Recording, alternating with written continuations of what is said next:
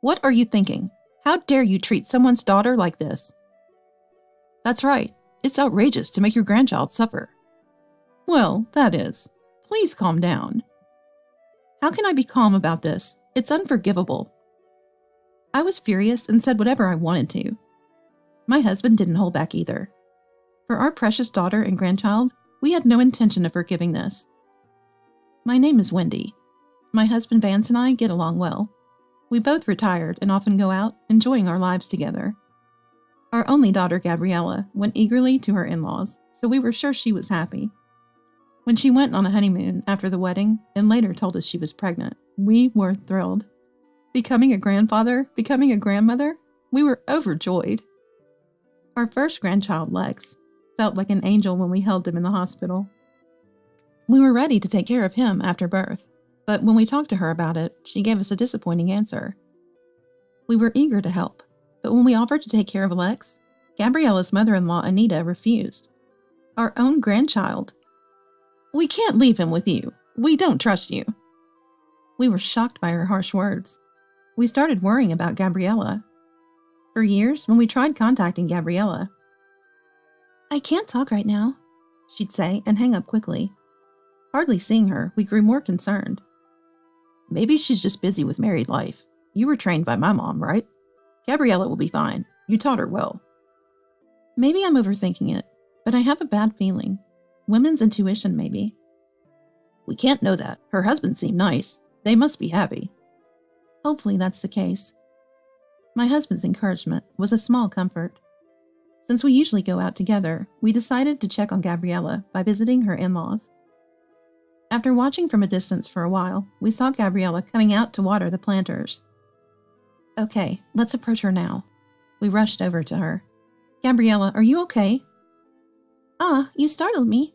Why are you here? What are you doing? We came to see how you are. Don't come here uninvited. Why would you do this? It's not okay. You look thin. Are you expecting another child? No, I'm just busy, so please leave. Gabriella was very cold towards us. She seemed frightened, as if afraid of being seen. Come on, it's been a while. Let's have a chat. There's a nice cafe nearby. Let's grab a coffee. No, I won't go to such an expensive place. It's just coffee. Let's talk, okay? As we argued, the house door opened. Gabriella's mother-in-law, Anita, refused our offer to take care of Lex. A woman in lovely clothes appeared. Oh, are you Gabriella's parents? Welcome. Was there some urgent matter? I didn't hear you were coming. Gabriella, you didn't tell me, did you? Anita smiled, but it felt like she was keeping us at a distance. Gabriella tensed up and looked embarrassed. My parents just showed up unexpectedly. I'm sorry. Well, come in then. Invited in by the hosts, we were eager to see Gabriella's life, so we attempted to enter. Oh, is that okay? Then we'll just pop in. But Gabriella seemed uneasy. No, my parents have another engagement. They should leave. I'm busy too, please. Despite being invited, Gabriella's panicked words made us leave. Finally, at her earnest plea, we reluctantly left. I told my husband on the way home that something seemed off with Gabriella, suspecting something with that Anita. It seemed my worries were spot on, and I was filled with anxiety. Worrying day in and out about Gabriella. My chronic heart condition worsened, and I ended up bedridden. Then, unusually, a call came from Gabriella. When I answered, Anita was on the other end. I'm sorry for not paying attention last time. Please come over again. We'll invite you. Anita had her good points after all. Invited by her, I felt relieved, thinking I'd go once I felt better. This might even help with my illness. When I felt a bit better, my husband and I accepted the invitation and headed to Gabrielle's in-laws' home. It was a well-kept house, so we prepared a gift and planned to greet them properly. Hello, thank you for having us. However, the one to greet us was Anita, standing like a guardian deity at the entrance. She looked terrifying, like a demon, and I was a bit intimidated. What was going on? Hadn't she invited us? Excuse me, but it's inconvenient today. We're about to have dinner. We haven't prepared enough for both of you, so please leave. We hadn't come to join their meal. That's fine. We'll wait until you're done. No problem. No, I can't let you stay without offering anything, please. Just go home for today. We came all this way, and we'd like to see our grandchild if possible. That child is still out at a friend's place. Probably won't be back for dinner. Anita seemed to be hiding something. Inviting us, yet turning us away, not letting us inside. What was going on in the house? Was Gabriella safe? I felt like a detective or a cop trying to peek inside. Can't we do something? Last time I couldn't even see my daughter properly. We just want to talk. Well, your daughter is independent now, so there's no need to meet so often. Oh, come on, please. I already told you we're about to eat. Or are you planning to join us? We don't have enough for you. After a few back and forths, we ended up defeated by Anita's pressure and had to leave. I had hoped to talk with Gabriella after so long and felt disappointed. On the way home, feeling sad that we couldn't meet Gabriella, my husband gently patted my shoulder. He understood me, being my life partner. It's okay. They have their reasons. Even if we can't meet Gabriella as we wish, it's fine as long as she's doing well. Well, last time I saw her, she looked so thin. I'm really worried. Maybe she's dieting. I should be the one dieting, not Gabriella. She's always been slim. Did she change her mind after marriage? Dieting? Our Gabriella? The one who loves to eat? Maybe she decided to diet after getting married. Yeah, she always liked fashion. Maybe her thoughts changed. Right. Don't worry too much, Wendy. If you collapse again, that's what worries me. Don't worry about me. I'm fine. We tried not to worry too much about Gabriella. We believed she would contact us if something happened. Days later, we saw Gabriella and Anita at the supermarket. My husband suggested not to approach, but I was too concerned seeing them. They were talking at the meat section. Anita, please, at least for Lex. Are you defying me? Who do you think you are? Lex is a boy, just started elementary school. He needs to build strength. How much do you think that costs? Eavesdropping? I couldn't understand what they were talking about. It seemed like they were speaking in a way that others wouldn't understand. I wanted to approach them, but my husband stopped me. We argued back and forth, getting nowhere. My husband said, Interfering in others' quarrels is difficult. Every family has its own way. Gabriella, pushing a cart, looked lonely and seemed to be shopping under Anita's direction. Her figure from behind seemed to have lost all hope. My heart ached again. My worries grew even larger. I tried to explain this to my husband with all my heart. Hey, something is wrong. This might be serious. We might be in a weak position since our daughter and grandchild are taken, but we need to do something. Maybe you're right, but what can we do? We have no evidence. That's the problem. Gabriella won't talk, and Anita pretends not to know. Let's observe a little longer. We might be able to do something. Wait for that chance. You never know when it might come. Okay, let's do that. For that, let's come here again. Yes, that's a good idea. For Gabriella and Lex, let's keep trying. We decided to regularly observe the children at the supermarket, but we hardly ever saw them. They might not come to this supermarket often. We also wanted to see Lex, so we waited at the school gates. With so many elementary students, it was hard to find Lex, whom we hadn't seen in a while. Meanwhile, our daily routine had completely changed. On the other hand, Gabriella, unable to get through to Anita, seemed to be trying to discuss her son with her husband Sid, despite being busy. Sid, I need to talk to you about something. I have dinner with the manager tonight. No time to talk. Despite Gabriella's desperate plea, busy Sid seemed not to care about home matters. It's about Lex. What, is he in his rebellious phase already? Even when Gabriella tried to explain, Sid would say irrelevant things. No, the doctor said his growth is slow. Don't you see? Lex is smaller than other kids. That's not true. Isn't that just individual differences? No, it's about nutrition. He isn't getting enough. Just feed him properly. That's your job, right? I want to talk to you about your mom giving Lex some meat. Impossible. I'm busy. No time for that. I have to go now. I'm leaving Lex to you. Gabriella worried so much about Lex, but Sid seemed indifferent. As we worried, Gabriella also struggled, feeling Sid's heart drifting away from them. She was convinced that if this continued, things would get worse, and she began to think of ways to change the situation.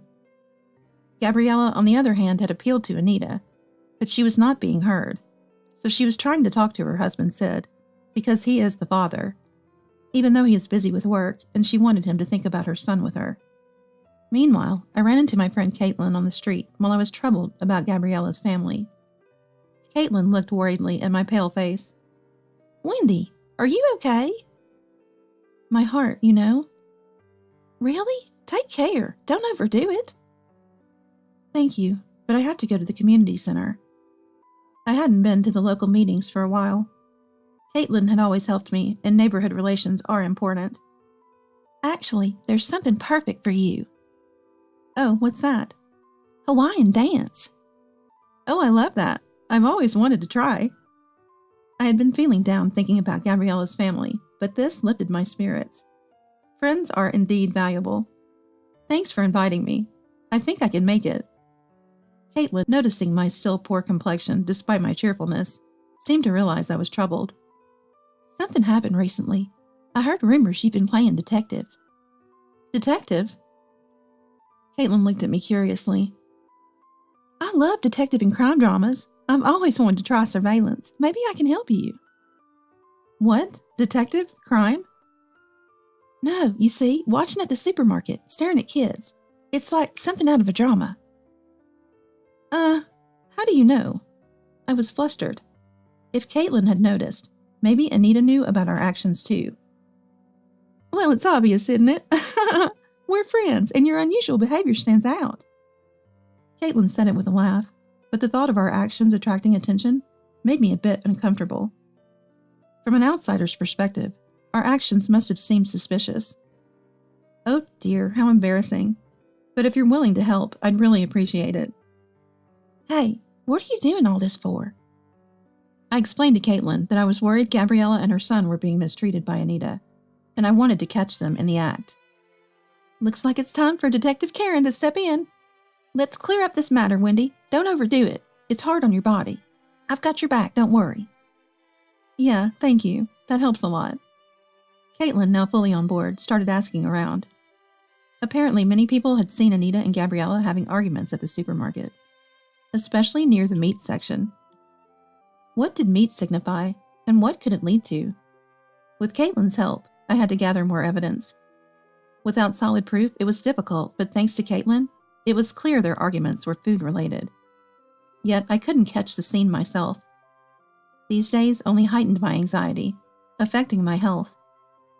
My husband tried his best, but we couldn't easily enter their house, and we worried about Gabriella and her family. I might end up hospitalized. Heart disease is unforgiving. Worrying isn't good, but my daughter and grandson are my priority. If I were hospitalized, I couldn't do anything for them.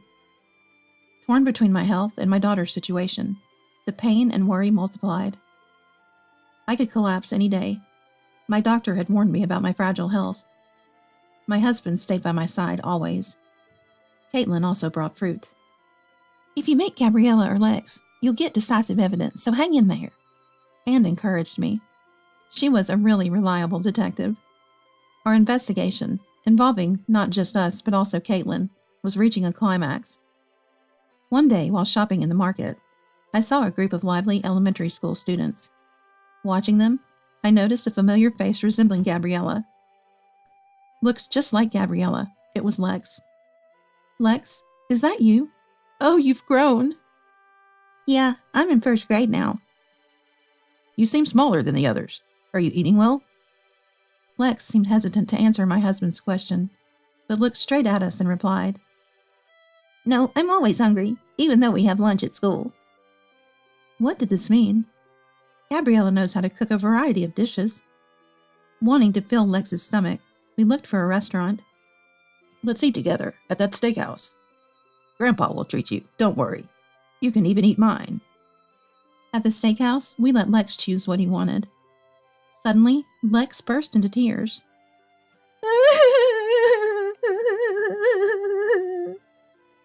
So loud that we hurriedly apologized to the other customers. "What's wrong? Is it bad?"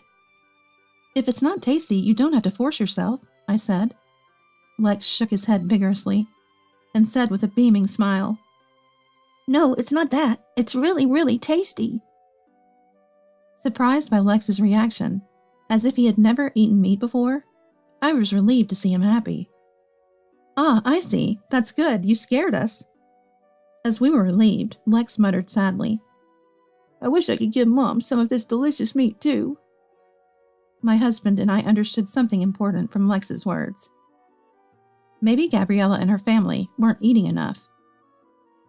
"Lex, you mean you don't usually eat meat?" "Yeah, Grandma says it's too luxurious and won't let us." "Does your mom not eat it either?" "Mom's even worse off. She can't eat fish, only rice." We were shocked. Gabriella and her family were being forced to live like this. "I see, Lex. Is there anything else troubling at home?" "Well..." We listened to Lex, who seemed more energized after eating, and learned various things. We had to confront Anita at their home. We were determined. Feeling comparatively well, we decided to visit their home with Lex. We started with an unrelated issue to catch them off guard. Upon entering, my husband spoke to Anita, while Lex and I followed our plan. "Hello, we ran into Lex nearby, and he seemed a bit down, hungry, so we took him to a steakhouse." "It was kind of you, but unnecessary. Sorry for troubling you." No, he seemed unaccustomed to eating meat. Found it unusual, you know." We caught them off guard. As Lex went inside, I quickly followed. The plan worked like a detective plot. Anita's reaction to the mention of meat made her face contort. There was definitely something amiss. Hey, don't just enter someone's house like that."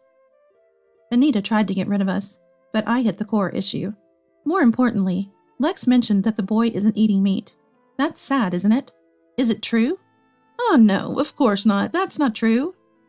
We pressed Anita, who quickly denied. "Really? You're not letting them eat meat?" "Let's make it black and white, whether we're feeding them properly or not." We cornered Anita, pressing for clarity. "What are you thinking? Not feeding a growing child properly?" Overwhelmed by our momentum, Anita started shifting the blame. "No way, that's not me. Is that Gabriella's idea? I don't know anything." Gabriella appeared, interrupting Anita's denial. "Wait, Anita. I can't take it anymore. It's too hard for Lex. I'll tell the truth. Dad, Mom, thank you for always worrying." "Gabriella?" She was different from her usual self. A mother protecting her child, courageous and divine. "Dad, Mom, actually, Lex and I haven't been fed properly. Sid is always busy eating out, not knowing anything. When I try to speak, he doesn't want to listen, and Anita interferes. Nobody helps us." Gabriella continued passionately. Anita seemed to shrink in size. "Lex is smaller than other kids, and the doctor warned us about his diet, but nobody understands." Gabriella almost in tears, and Anita sweating and trying to deflect. "What are you talking about, Gabriella? I'm not mean like that." Anita's continued denial at this stage was inexcusable. To push a child to a state where a doctor needs to intervene about his diet was way too much. Finally, Gabriella declared, "Anita, I've had enough. I'm leaving this place." My husband comforted Gabriella, resolved in her decision. "Gabriella, you've held up well until now. No more worries. First, pack your things. Both of you are coming to our house." "Dad, thank you. Lex and I will bring our luggage." While Gabriella and Lex went to get their luggage, my anger towards Anita didn't cease, and I added fuel to the fire. It must have been a painful realization for Anita. "What are you doing? It's as if Gabriella is a mere servant. This is not something a decent person does." I'm terribly sorry." Anita, who'd been looking down on people, was now humbled, almost unrecognizable. "What were you thinking, treating someone's daughter like this?" "That's right. How could you make even your grandchild suffer? He's only in first grade." "But that is, please." "Dad, Mom, calm down." "Calm down? How can we? Unforgivable. Why did you do such a thing? Confess." Demanding calm after such terrible actions was audacious. Treating your daughter like a servant and your grandchild suffering from malnutrition? How could you have done such things? I need to hear it from you to even consider forgiveness. "Okay, I'll tell you. I'm in a bit of debt. I thought if I didn't buy meat or fish for Gabriella and Lex, I could save some money. I'm sorry." What a selfish and trivial excuse. I was completely appalled. What?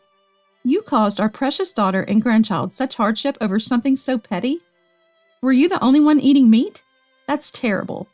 We could even take you to the police, you know. Please, anything but that. I'll do anything to apologize. Please don't tell the police. Please forgive me.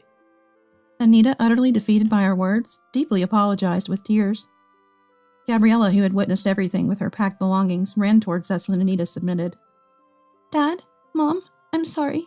I hated being so cold to you. No need to apologize. We figured as much. You're a kind and dutiful daughter. You couldn't truly be cold-hearted. The debt Anita was trying to repay by skimping on Gabriella and Lex's food expenses was incurred from buying luxury clothes and accessories for herself, ballooning beyond her control. Even her own son, Sid, was shocked by the amount of debt, and amidst his busy work, he ran away with his belongings. The relationship with Gabriella had also deteriorated, leading to a divorce between Sid and his neglectful behavior. Anita, abandoned by her son, sold the house hoping to pay off some debt, and moved into a small apartment. She wandered aimlessly through a life of debt, working day and night. Meanwhile, we joyfully welcomed Gabriella and Lex into our home. How is it? Do you both like it? It's delicious. I can't believe we get to eat so much meat, Mom. I'm glad. The meat is great, but the salmon and fatty tuna are delicious too. Thank you both. There's plenty more potato hamburgers too. We fed them plenty of meat and fish. Perhaps due to this, Lex grew taller, and Gabriella, who had been thin, seemed healthier and her complexion improved. Indeed, eating delicious food is essential. Now both of them have regained their spirits and are enjoying and learning various things with us. Being able to witness our grandchild's growth up close is profoundly moving. The days spent walking around like a detective near Gabriella and Lex were not in vain. I am immensely grateful to Caitlin, who supported me. With the problem resolved, my stress vanished, and my health improved so much that my previous hospital concerns seemed like a lie. Now we are enjoying our happy, smooth sailing days.